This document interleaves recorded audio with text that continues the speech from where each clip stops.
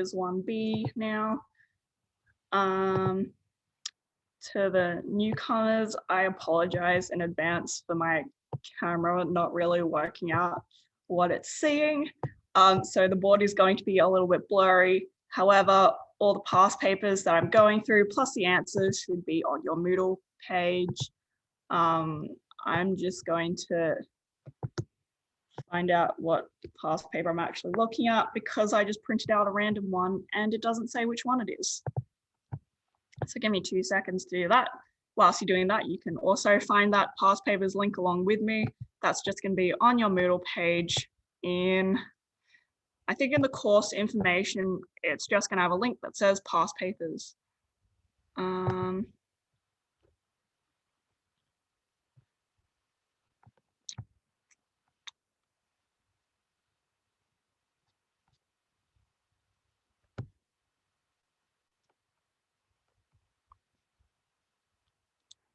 Don't even know if I have access to it anymore.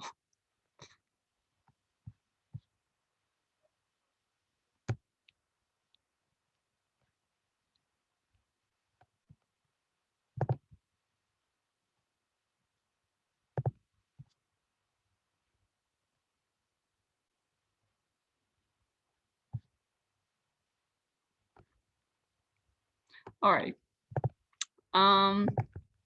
So sorry about that. I don't actually know what past paper I'm going through, but all of them are going to be on your Moodle page, and it will be really helpful to go through them. All the answers are there as well. So if at any point you don't really understand what I'm writing on the board because you can't see it, then you can go over those. I'm going to try go through a question from each of the key topics.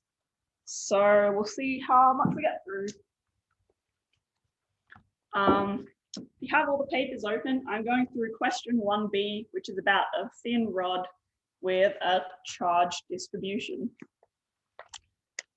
All right, so we've got a thin rod of length L.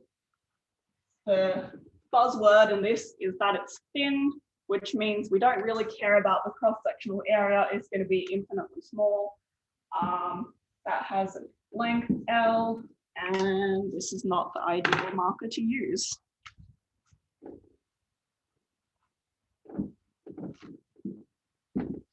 Length L, it has a total charge Q and a uniform charge density in the linear direction of lambda, which is equal to Q over L. Some point P is going to be considered, which is at a distance away from the rod, and that is some distance D away. Yeah. So part I, by considering the distribution of dV, which is some infinitely small part of voltage from an element of charge dq, so some tiny little point in the rod, derive an expression for the electric potential V at P with respect to the usual reference. Alrighty.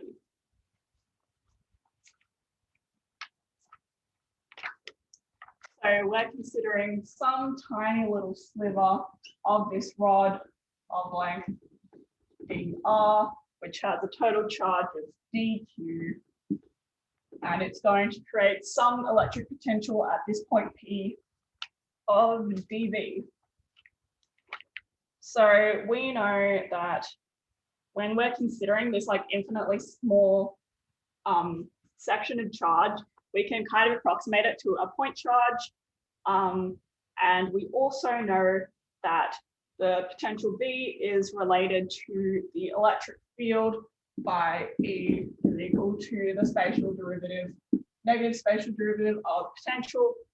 So using that and using our basic form of the electric field from some point charge, we can get that dV, which is the potential from an infinitely small part of the rod, is going to be equal to dq, which is the charge of that infinitely small piece of rod, all over 4 pi epsilon times r, which is that distance from the point to the point P that we're considering to that tiny little sliver of the rod. And then because it's going to be easier to have this linear charge distribution as a constant in our value rather than this dq, which we're not really sure about how that's going to behave when we take an integral. We're going to take a derivative of this part, so we know that that linear charge density, is also equal to some tiny sliver of the charge over some tiny increment of the distance or the length L. So we can substitute our dq with lambda dr. So that gives us lambda all over 4 pi epsilon times dr over r, which is the distance from the point we're considering to the point of the rod.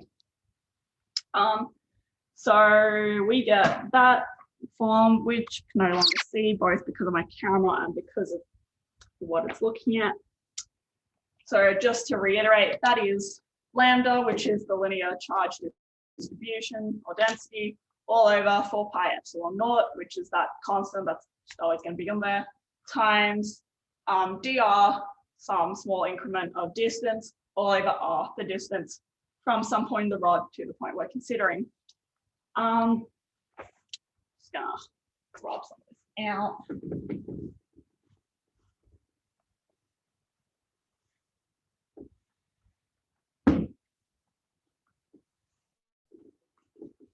All right, so we've got our form, dv is equal to lambda over 4 pi epsilon dr over r, and we want to solve this for the potential at P, which I've now rubbed off the board.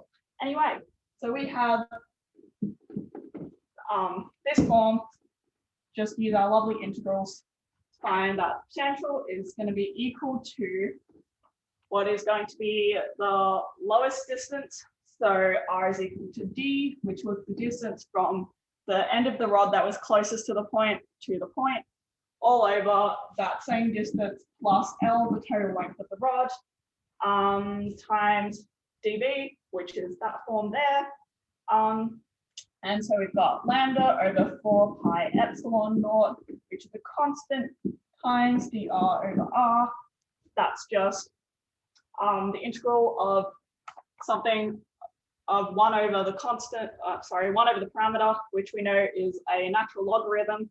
We get that constant lambda over 4 pi epsilon naught times the natural log of d plus L minus the natural log of d, log laws, that's just going to be equal to the total natural log of d plus L over d.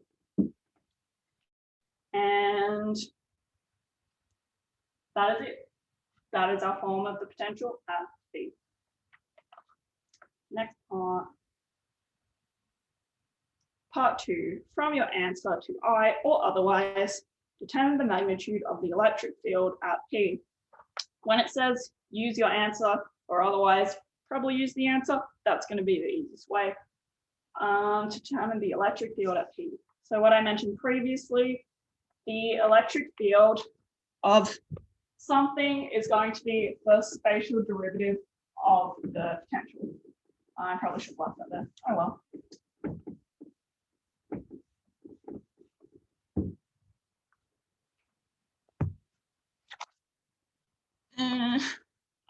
Yeah. I don't really know what to do about that at that point.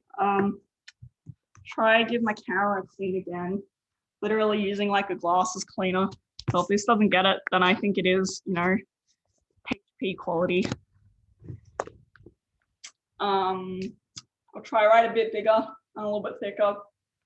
Otherwise, look at your past papers link on Moodle. It's probably like a 2019 paper. There's one where part question 1B is a rod. Then look at that. But yeah, all the questions and all the answers are available to you via your Moodle page. So you can always look back at that if there was something you missed because you can't see it. But otherwise, if you have any questions about what I'm saying as I go along or any kind of content questions, then I'll do my best to answer it. Okay, so I'm going to find that electric field from potential we just found. If you really missed everything I just did, then imagine you got given the equation for potential. So we have now that the electric field E is equal to the negative of the partial derivative of the potential with respect to the space, which we have in terms of d distance. We had that our potential was that constant lambda, which is the linear charge density, all over 4 pi epsilon naught times the natural log of d plus L over d. Pretty much the reverse of what we did when we were finding the integral of b. So we go back and we find that that electric field at point B is equal to lambda over 4 pi epsilon naught times 1 over 1 plus L on D times minus L on D squared, which simplifies to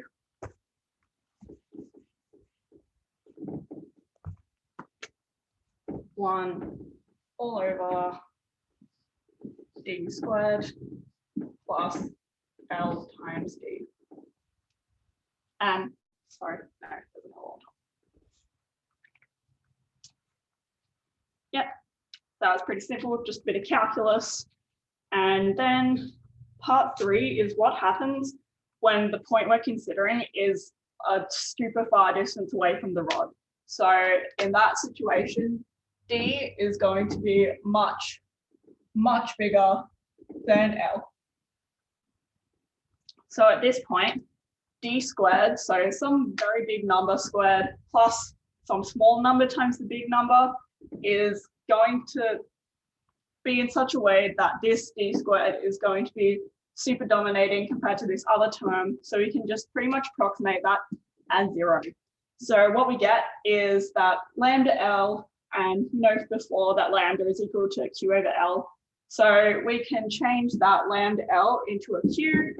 And then, so for this case, when D is infinitely bigger than L, the length of the rod, we get 1 over the 4 pi epsilon naught constant equal to Q over D squared. And that last bit of the question, they've asked you to make a comment on your result here. And so what we have is Q, the total charge of the rod, all over 4 pi epsilon naught times the distance from the rod squared. In that limit where D is infinitely bigger than the length of the rod, we get the form of just the electric field of a point charge. So that's the point you need to make there, that when we've got some vague shape of a charge and we're looking at it from so far away, we can pretty much approximate it as a point charge, because that makes our maths a lot more easy.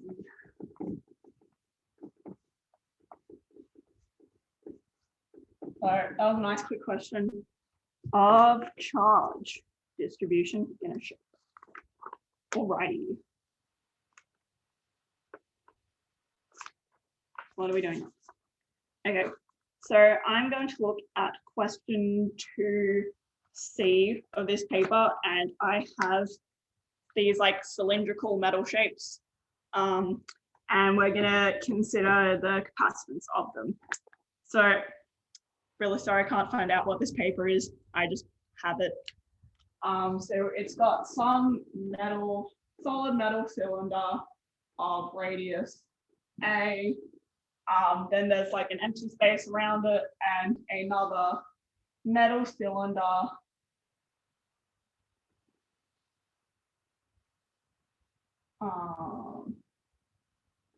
and that's some radius B to the inner radius of that. Alrighty. So eventually we're going to want to make a comment about this cylindrical capacitor.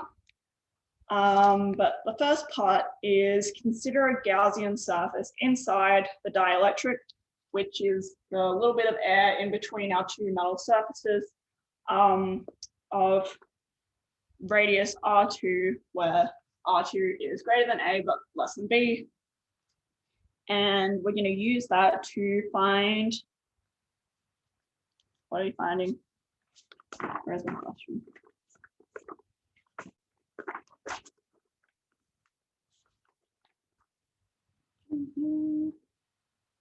Yeah, so we're going to use Gauss's law by using that Gaussian surface in between the two metal surfaces to find the electric field in between the inner cylinder and the outer cylinder. And we're also told, oh, my apologies, it's spherical, not cylindrical. We're also told that this inner surface has a charge of Q,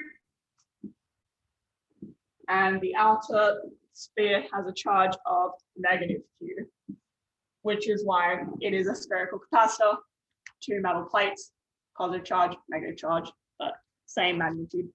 All right, Gauss's law to find the field E in between the two metal spheres. So what is Gauss's law?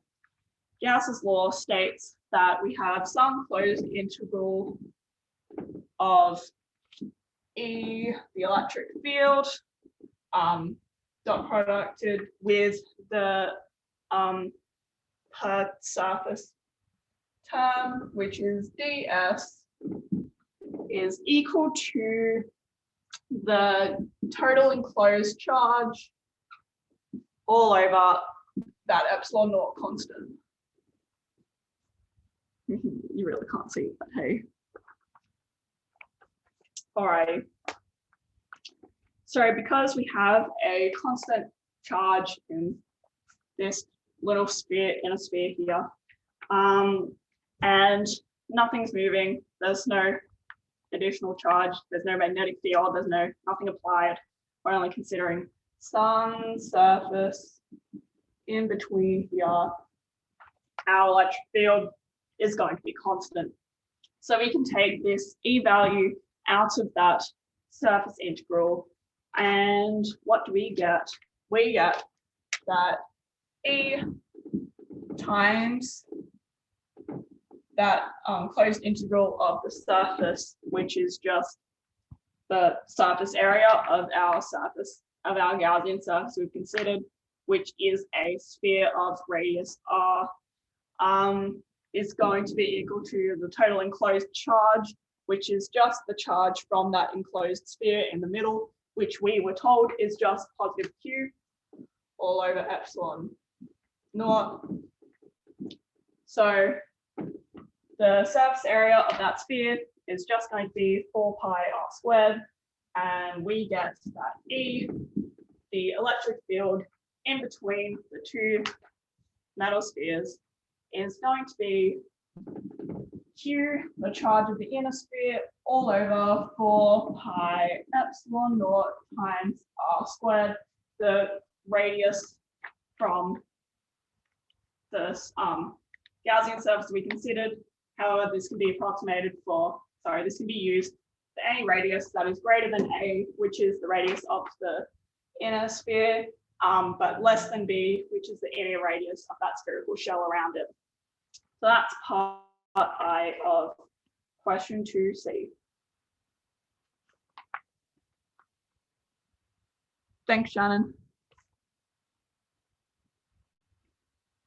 Then we have, from the answer to I, determine the potential difference between the two conductors. So that's going to be the voltage or V value between the inner sphere and the outer spherical shell. And similar to form, but going the opposite way of what we used before, we know that the potential difference between these two conductive surfaces is going to be the negative spatial integral of that electric field that we just found. So that is B is equal to the negative integral of that E value times ds, which is, and that's a little s, so it's not going to be a surface area, it's going to be some distance. We didn't use r because we used r before and it just gets a little bit confusing. Anywho, no, that's my bad, we can use r. Anyway, that's the general form where that little s is going to be some radial distance, or indeed any distance depending on what coordinates you're in. So then we get that voltage from that inner sphere to the outer sphere is negative integral from B to A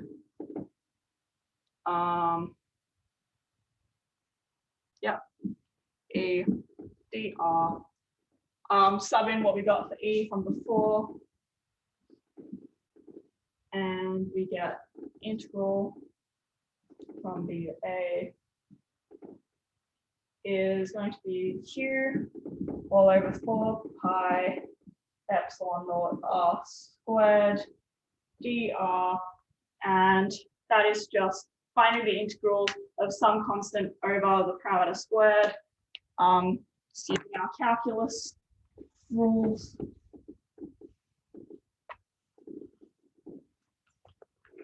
We get that the potential difference between the two conductive surfaces is going to be Q over 4 pi epsilon naught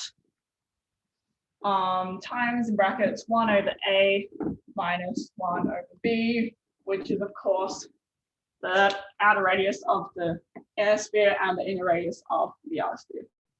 So yeah, the radial distances in that little gap there, which is going to be between our cylindrical capacitor. Alrighty. Yep, so that's potential difference. Then part 3, hence give an expression for the capacitance of this capacitor. Capacitance, pretty simple in mathematical terms. C is just equal to Q over V. We just found V, the potential difference between our two plates of the capacitor, and we know that Q is, well, just Q, because that's what they told us the charge was going to be, some value Q. So it's just Q all over this value, and then we can simplify that to just 4 pi epsilon naught all over 1 over A minus 1 over B. Then the part 4, for this case where the air thickness T is equal to B minus A is much smaller than A, give a simplified approximation for the capacitance in terms of A and T by comparing this with a parallel plate capacitor. Alrighty, so we've got that. I'll just rub out the top bit. What we're saying here now is that the inner sphere is going to be really, really massive compared to the thickness of the air that's trapped between the two conductive plates. So we have T is equal to B minus A is going to be infinitely smaller than A. So that pretty much means that if we like zoom into this spherical capacitor such that we see the thickness of the air is like decently sized, then by that point, the radius of the inner sphere is going to be so massive that when we're looking at it, it's almost going to be flat. So this means in our approximation where A is infinitely larger than the gap between it, T, we pretty much, well, we can simplify this capacitance value into some form where we have a B minus A. So we can rearrange that into, drop this out for more space. That C is equal to 4 pi epsilon naught A B all over B minus A, which we know is equal to T And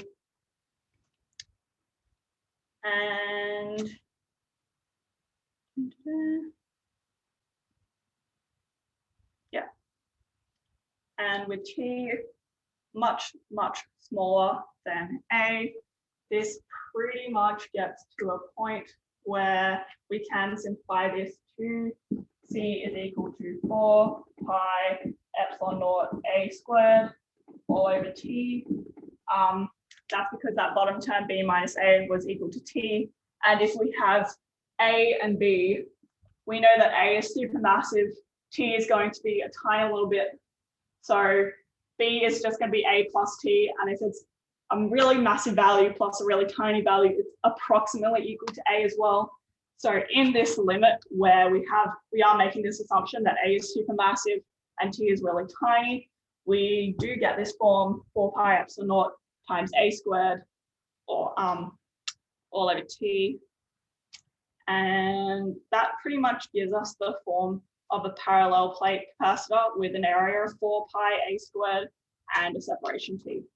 So that's kind of what I was alluding to earlier. If we did have a really massive sphere, but a really tiny gap in between, if we were to zoom into that, then to see this gap T of air in between these two conductive spherical plates, by the time you zoomed in that close, that T is like a relevant size.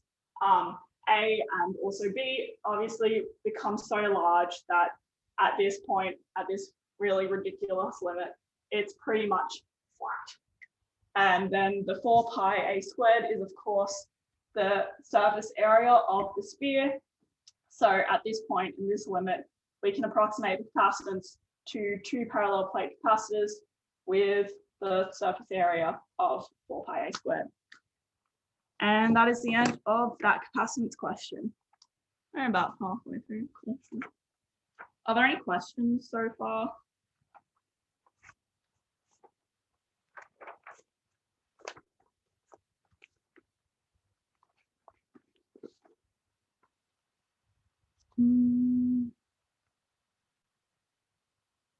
All right, I'm going to quickly do question 3b because that's going to look at Ampere's law and the magnetic field. I feel like that's kind of important as well.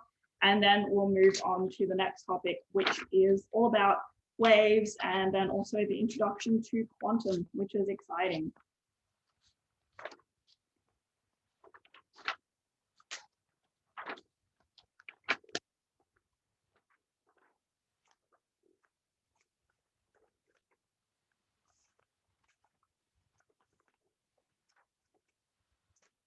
Okay.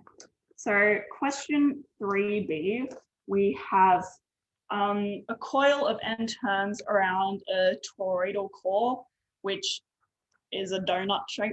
For anyone who doesn't know what a toroid is, I certainly did not. And it came up in one of my exams and I'm like, I have no idea what this means.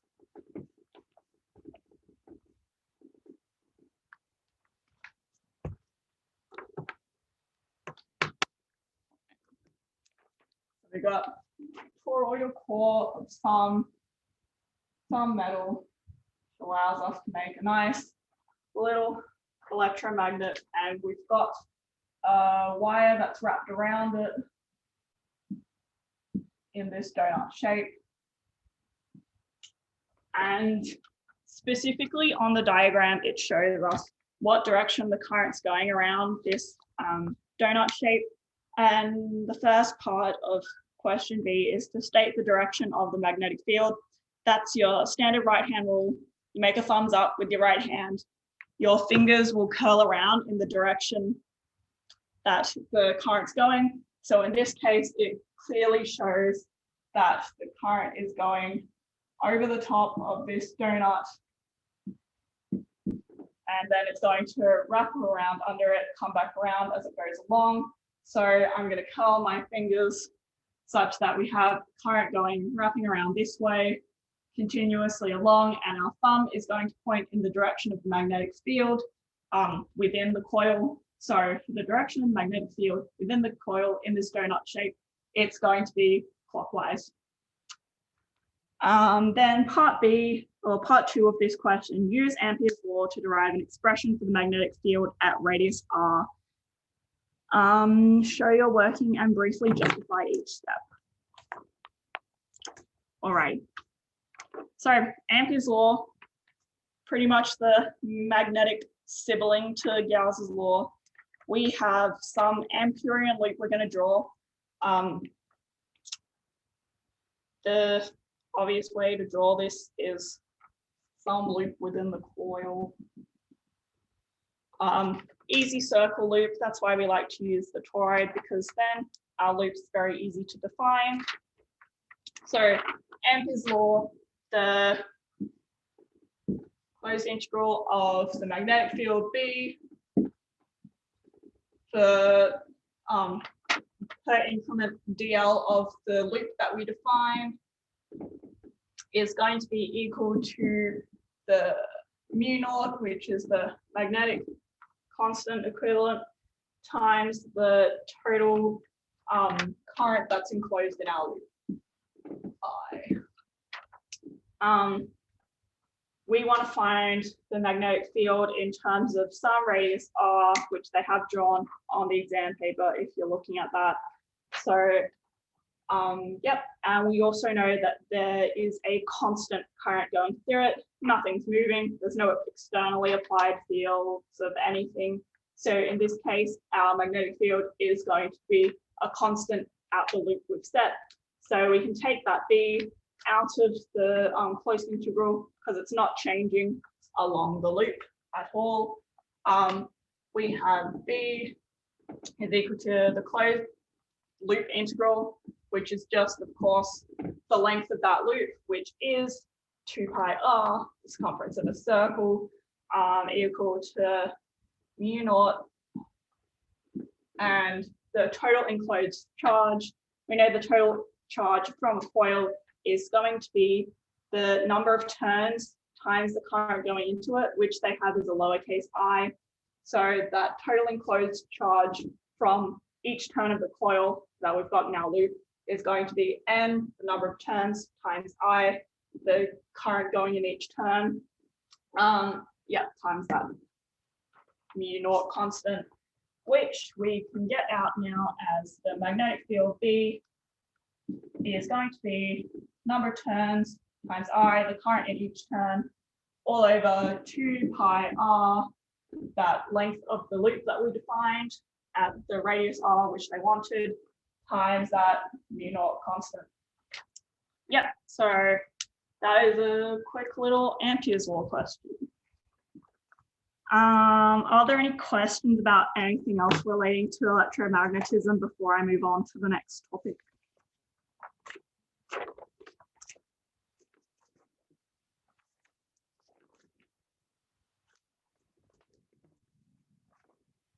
Nope. All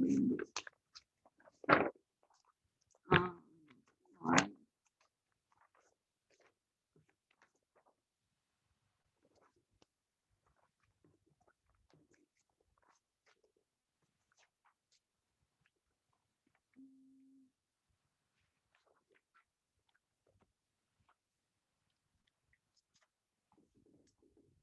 God, electromagnetism takes so long.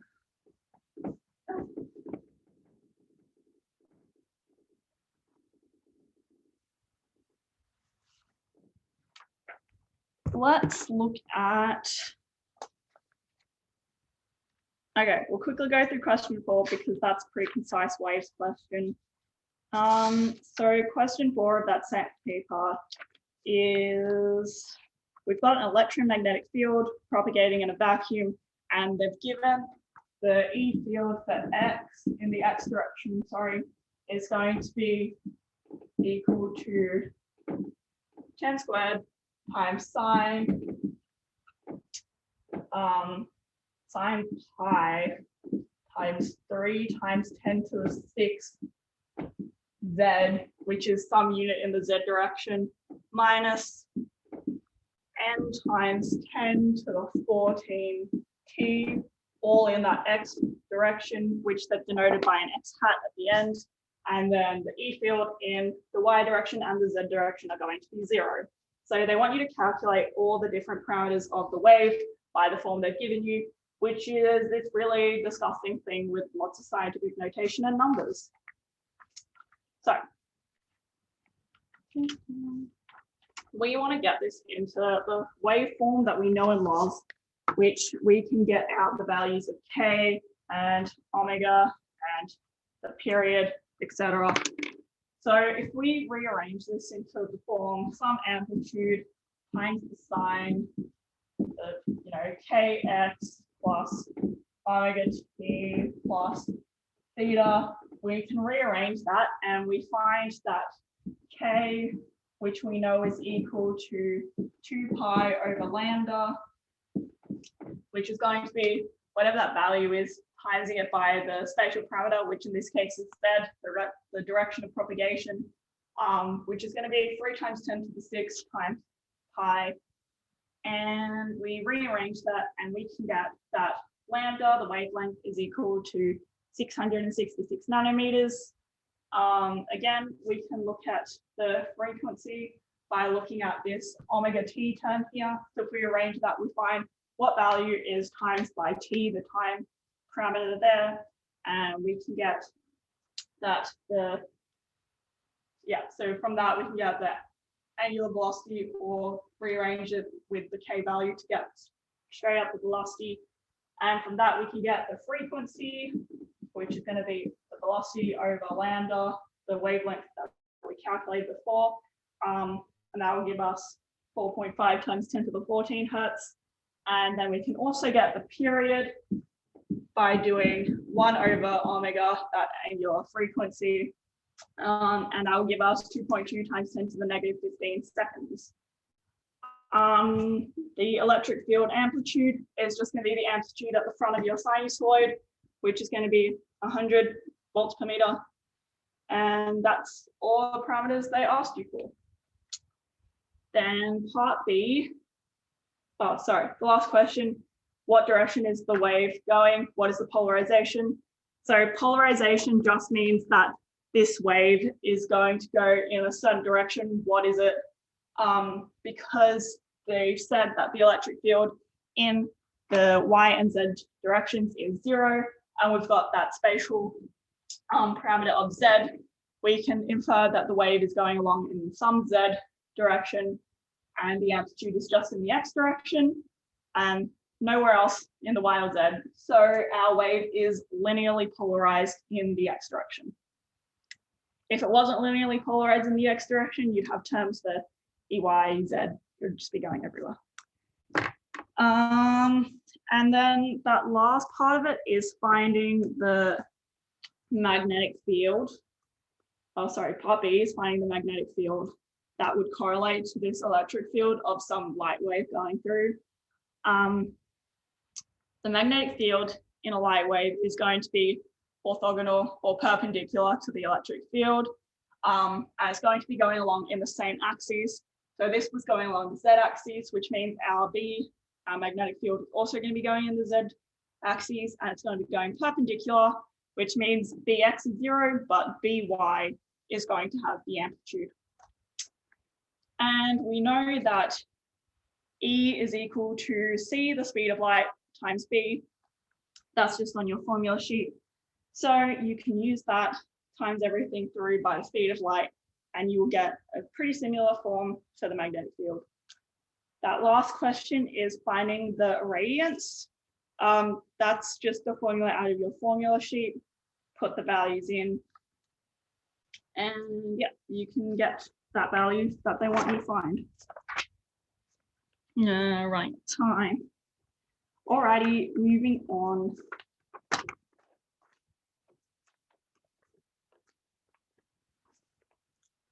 Let's look at question 5b. So we're looking at the resolution of a camera, which is Rayleigh's criterion.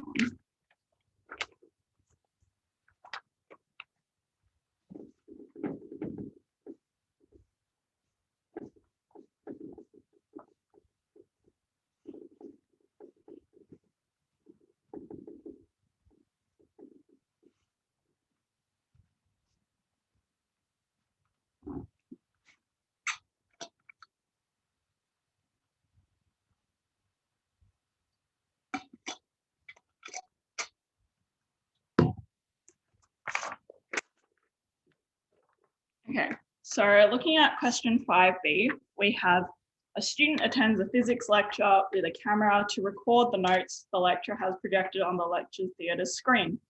That seems redundant. Lecture's already recorded. The camera has a lens diameter of 2 millimeters, and the lecturer has written the notes in blue ink. Same. And they've got the wavelength of the color blue as 450 nanometers. And they've got the spatial distance of each character or like letter, whatever the lecturer has written, probably a Greek letter because that's all we use now. And they're going to be 3 millimeters in any direction. So we're going to approximate that as a 3 millimeter dot. So some 3 millimeter dot, which the lecturer has drawn in blue. I will also draw it in blue for realism and also because the black pen's running out. So wavelength of blue is 450 nanometers. The diameter of the camera lens is 2 millimeters.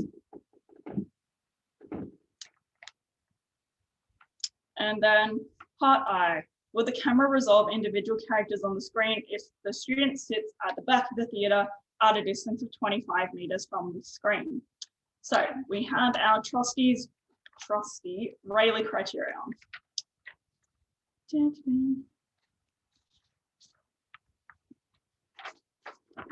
Not that one. So we have for the Rayleigh criterion that the angular separation of whatever we're trying to observe, which in this case is going to be the angular distance between the top and bottom of this character from our distance 25 meters away, it needs to be equal to 1.22 times the wavelength all over d, which is that diameter of the resolving lens. We can find the spatial distance. So say we're sitting here.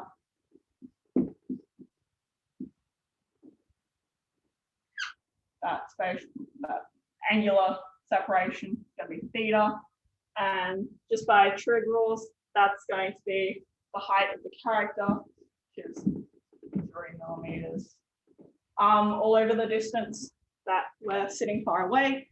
So that's going to be 3 millimeters over 25 meters.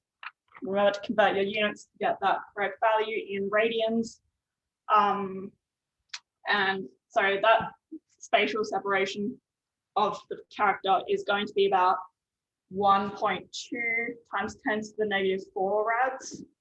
Kind of made a mess of this. All right, we're going to put it over here. So the separation that we have is 1.2 times 10 to the negative 4 rads. Can't see that. Which again is just the height of the character all over the distance that we're sitting far away. But for Rayleigh criterion, the minimum angular separation is going to be 1.22 times that 450 nanometers all over the diameter of the resolving lens, which is 2 millimeters. And so that gives us a minimum spatial separation of 2.7 times 10 to the negative 4 radians. And if you were listening to me ramble 10 seconds ago, that is larger than the spatial separation that this person is viewing, which means that no, the camera will not be able to resolve this.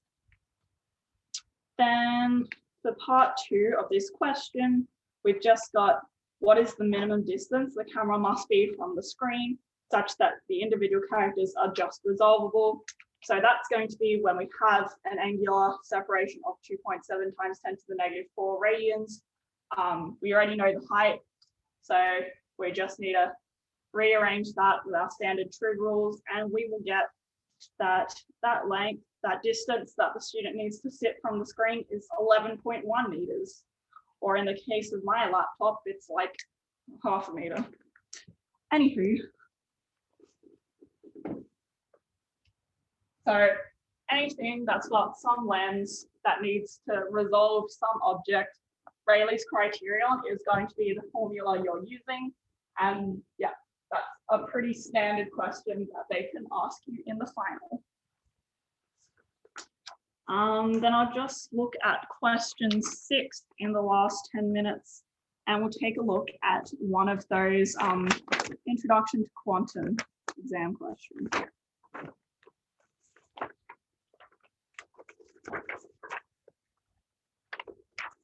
All right, I might look at question 6B just because question 6A has a drawing, and I'm not sure if your final is going to be a Moodle quiz or a written exam. I haven't looked at that. So question B has a particle confined to a one-dimensional region, i.e. a 1D potential well, and it has a minimum allowed energy of 2.5 electron volts. All right, so we're going to approximate this 1D potential well as this lovely value here, lovely shape, sorry. It's going to have a minimum allowed energy of 2.5 electron volts. So that's going to be our first energy level. Energy 1 is going to be 2.5 electron volts. Yeah. So part I, what are the energies of the two allowed states immediately above the minimum energy state? So we can get a formula from our formula sheet that the energy for some level n is going to be equal to n squared. So that integer of whatever energy level we're referring to times h squared, which I'm assuming is our Planck's constant, all over 8 times the mass of the electron times L squared, which is going to be that spatial distance that we're considering. Anywho, so obviously we have our first energy level as 2.5 electron volts. That's going to correspond to the index n equals 1. So for the next two, which is just going to be energy level for 2 and 3, we just have the only difference between that initial, the lowest energy level is it's going to be times by n squared. So for energy 2, it's just going to be equal to 2 squared times energy 1, which is going to be 4 times 2.5, which is, quick maths, 10 electron volts. And then for energy 3, of course, it's going to be 9 times the minimum energy, which is equal to 22.5 electron volts.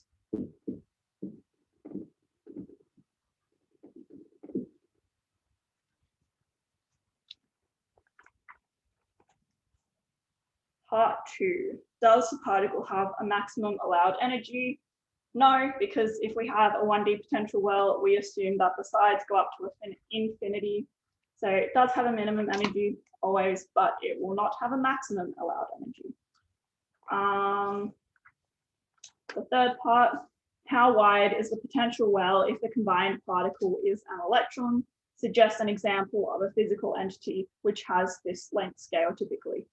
So we're just using that equation here that I wrote before to show you how the energy between the levels changes based on what level we're considering. And now we get to use the rest of the parameters. So for, we know we have the energy level for 1, and that's just going to be the simplest to solve because that n squared value is just also going to be equal to 1. We can put in the h squared value from what we know is Planck's constant. And we're solving it when the particle is an electron. So that me is just going to be the mass of the electron. And we put all those values in and we solve for L. Key thing to watch out for when solving this question is that you are using all the same units, all the same relevant units. So if we're using Planck's constant in terms of like joule seconds, then we need to make sure that our energy is in joules. It's currently in electron volts. So to get it from electron volts into joules, we need to times it by the charge of an electron.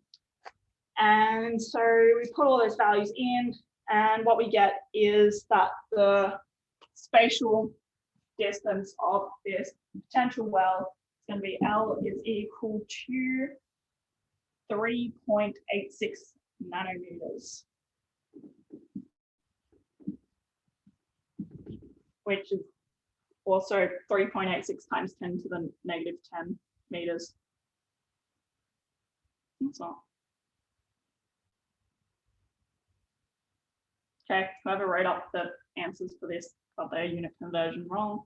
It should be 0.386 nanometers. Or in brackets, they have 39 angstroms. I don't know what an angstrom is, but there we go. They also didn't give an example of something that's that spatial distance. Because we're considering an electron in a potential well, probably hazard a guess as maybe the Bohr radius, which is the radius of an electron in orbit for like a standard natural atom, say like hydrogen. That's probably a comparable distance. Anywho, then we continue. Part 4, calculate the minimum momentum of an electron confined to a potential well of the width found in part 3.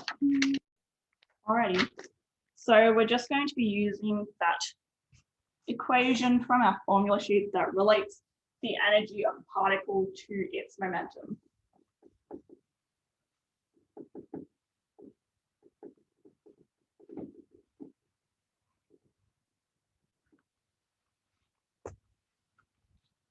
So we have E is equal to the momentum P squared all over 2 times the mass. They wanted us to find the minimum momentum. So that's going to be the momentum for a particle at the minimum energy level, which was 2.5 electron volts. We just sub in our values, ensuring that we do convert all the units where necessary. For example, electron volts to joules, etc.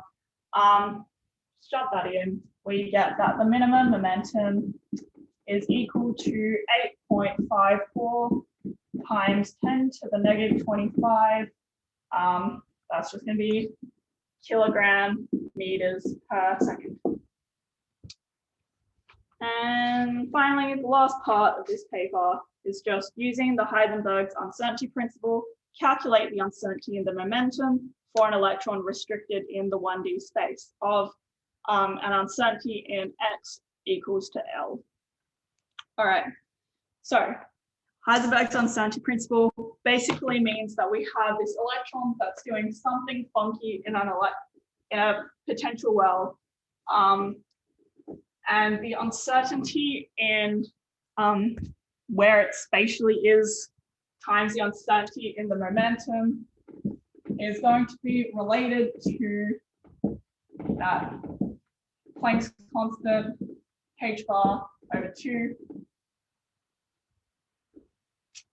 And we're saying that in this potential well, which we found the length of 0.386 nanometers, we're saying that we have really not even the slightest idea exactly where this electron is going to be in the well. So we're going to take the uncertainty in its spatial position as the length of this potential well, because we are certain that is inside there, but that's about it. So we rearrange that, and we get that the uncertainty in the momentum in the x direction is just going to be that Planck's constant h bar all over 2 divided by the uncertainty in the spatial area, which is, we're going to approximate as a very crude approximation that it's equal to the length of the entire well, and we get that the uncertainty momentum is 1.36 times 10 to the negative 25. kilogram meters per second. All right.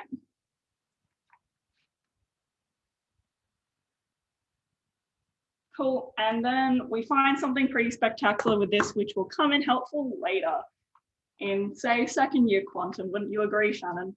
That our uncertainty in the momentum, when we take this accrued approximation that the uncertainty in the position is equal to the length of the, what should we call it, the potential well, it's pretty much in the same order of magnitude as the minimum momentum. So we end up that we've got the minimum momentum of an electron in a potential well is a pretty good approximate for the uncertainty in the momentum. Yeah. Sweet. Bang on a minute past 3.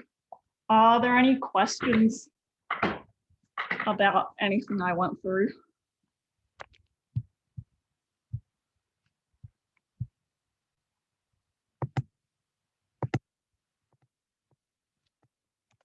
Again, for the remaining people, I'll put in some links. Please fill out the attendance sheet. It's just a Google Doc there. You just need your name and your ZID. There's a Discord link, which I would recommend joining, especially if you're going to be continuing as a physics major. And finally, the PhysTalk Facebook to keep up with any of our other events and just stay in contact. But otherwise, that's it from me, because I haven't had lunch.